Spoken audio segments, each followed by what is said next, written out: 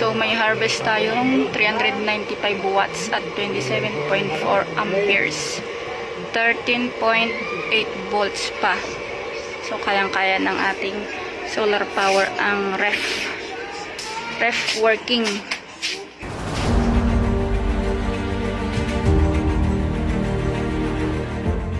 Kumusta po mga ka-DIY? Medyo matagal din tayong hindi nakapag-upload ng video dahil medyo na busy lang ng konti.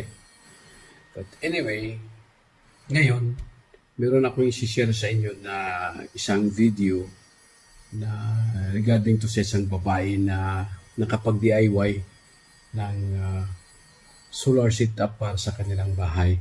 Ito yung sinisit up niya, yung 600 watt power off-grid home solar para sa kanilang bahay.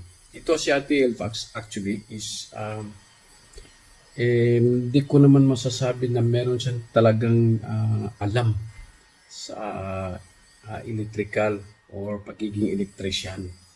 But nung nag-usap kami, nakita lang yung YouTube ko, nag-message siya na tulungan siya sa gagawin niyang DIY. Siya lang daw ang gagawa. Turuanan daw siya kung anong mga materialis yung kailangan at sa kung paano gagawin. So ito talaga si Ate Elves is talagang pusigido na makapag DIY kahit sabihin natin babae siya at saka kulang siya or wala gaano siyang alam tungkol doon sa pagiging electrician. So, tingnan natin kung ano yung outcome ng ginawa niyang DIY. So, una tingnan natin yung sinusundan niya na drawing setup. Yung gusto niyang mangyayari sa kanyang DIY. Tapos yung kung ano yung mga selected loads na pwede niyang ikarga doon sa kanyang 600 watt power na solar setup. Tapos yung mga bill of materials niya at yung ginagastos niya. Okay? Para sa mga gusto mag-DIY din, so pwede niya rin itong gawin. Di ba? Kung kaya ni ate, so why not na di natin gawin. So by the way, yung itong ginawa namin ni ate is online tutorial, hindi physical na pumunta ako doon. So every now and then, nung nakomplito na yung materialis, so umpisa siyang araw-araw nga nagsisit up. So but before tayo po mag-proceed, para sa mga viewers natin na hindi pa or bago pa sa ating channel, hit lang yung subscribe dyan, tapos yung likes, tapos yung notification bell para updated kayo sa mga bago nating video. Alright, let's proceed. So ito yung ginawa nating conceptual drawing ni para kay ate sa kanyang DIY. So meron siyang tatlong 200 watts na panel na kinokonek siya in series. Then meron siyang solar charge controller na SRNA, that is 60 amperes yung maximum charging current. Then meron siyang battery. Itong battery niya actually na 5 is ginagamit niya sa e-bike. Siguro nasa mga more than a year na sabi niya. So, pwede pa naman. Then, kinoconnect natin siya ng parallel para magiging 125 ampere na siya. Ampere hour total. Then, meron tayong inverter. Actually, yung inverter niya, bago pa man nagawa yung drawing is bumili na siya ng 10 kilowatt. Kaya nagtatanong siya kung pwede ba gamitin yung 10 kilowatt na inverter. So, kung pwede naman. Pero I believe itong inverter na ito yung maximum output niya is hindi talaga 10 kilowatt. Nasa siguro 50%, 5 kilowatt or less. Parang ganun.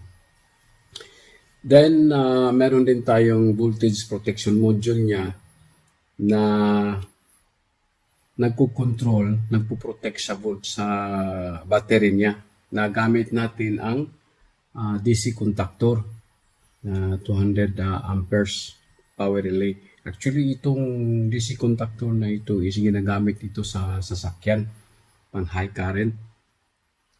Kadalasan, sa mga nag-set up ng ganito is hindi sila gumagamit nito or baka hindi pa nila alam.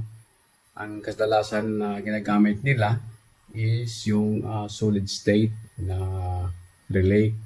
Pero based sa mga nakausap ko, yung naging experience nila, yung solid state kasi pagka mataas yung load mo, hindi siya normally nagda-drop o nagko-connect base doon sa setting natin sa voltage protection module. Parang nag-advance, minsan nagde-delay, parang gano'n. So, kasi IC type siya yung solid state. So, ito is mechanical solenoid, kumbaga, i-energize mo yung coil doon sa loob, tapos meron siyang spring, parang ipo-push up niya yung plate doon para mag-contact yung dalawang terminal. So, yun yung principle sa DC contactor na ito. So, then, meron siyang mga protective device. Sabi ko sa kanya na kung anong nandyan sa drawing, sundin mo talaga yan para safe yung system mo.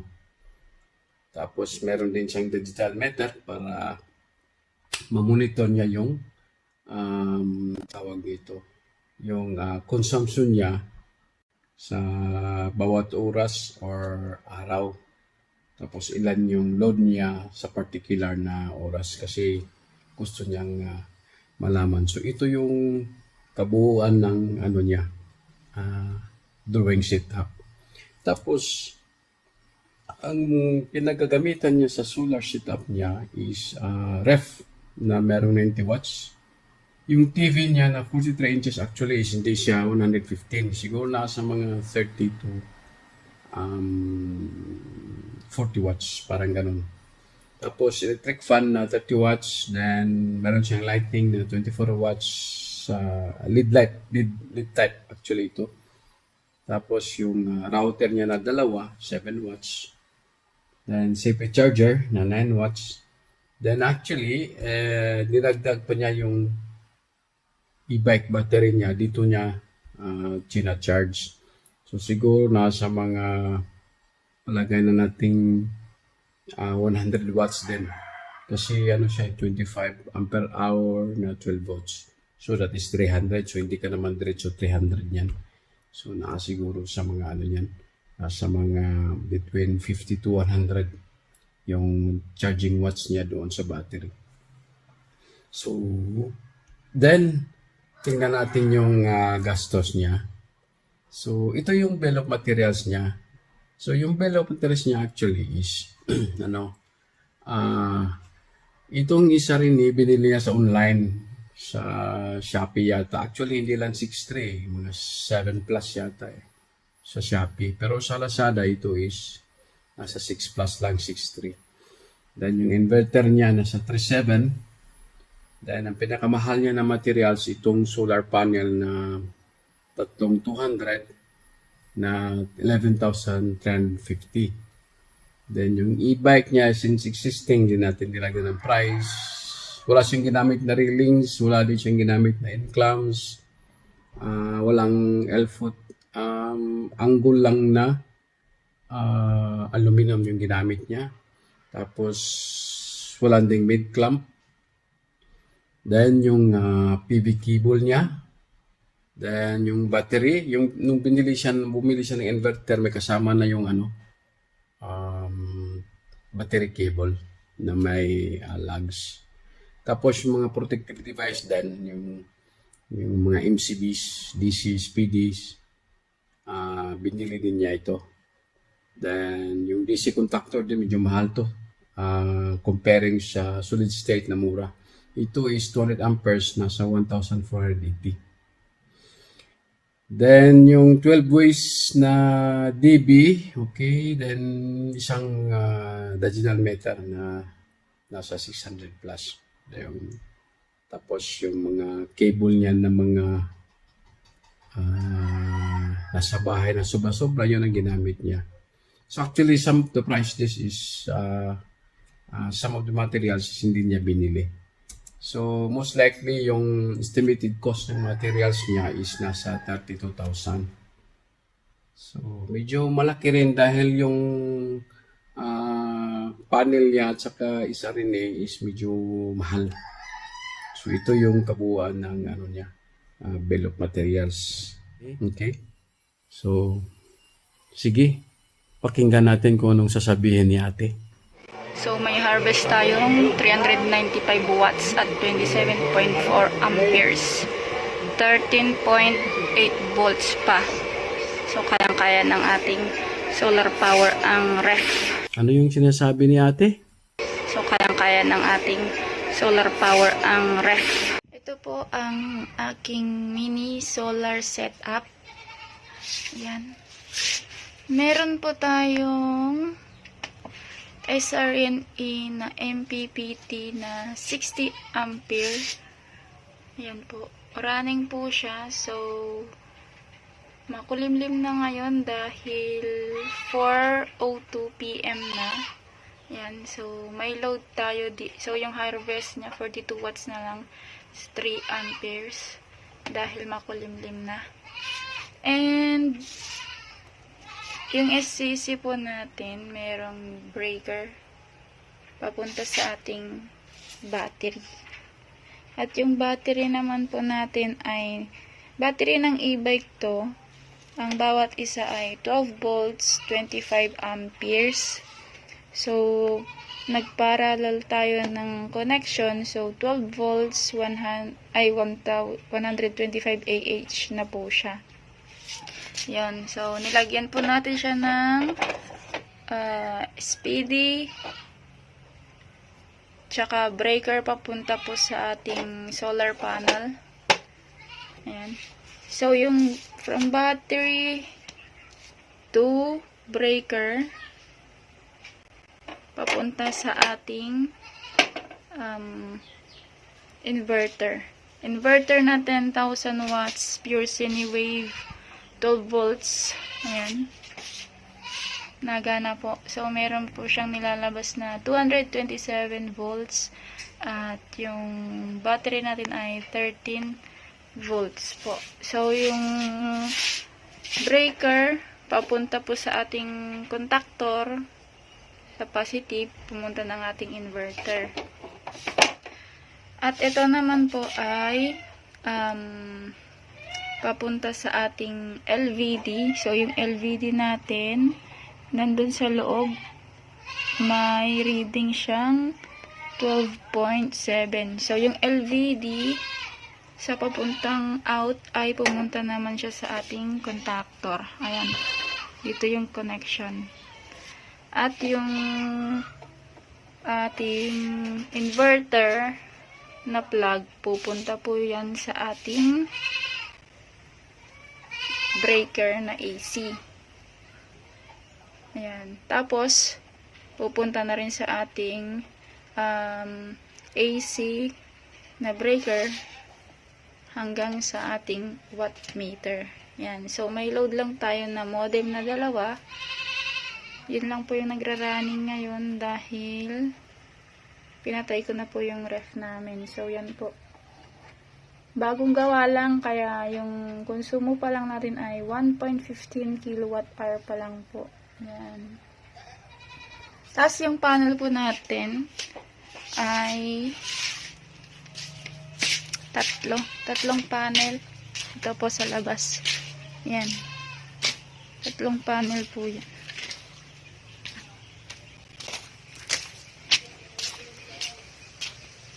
Yan, tatlong panel.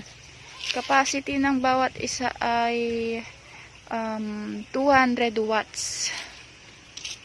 Isa. So, bali 600 watts po. Hindi ko na pinalagay sa bubong dahil may mga bata dito sa amin.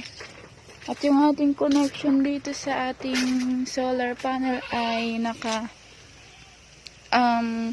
series po tayo. From positive to negative. Tapos yung connection natin dito ay pupunta sa ating breaker kanina. So, yun lang po ang ating mini setup.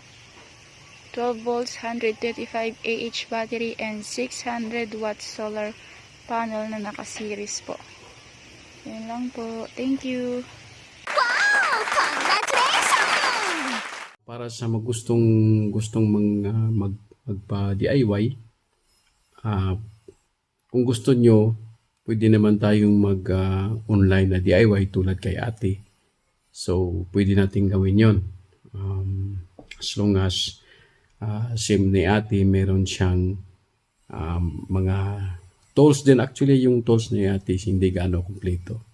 So, may mga kulang. So, yung iba ginawa na lang ng paraan para matapos talaga yung project niya.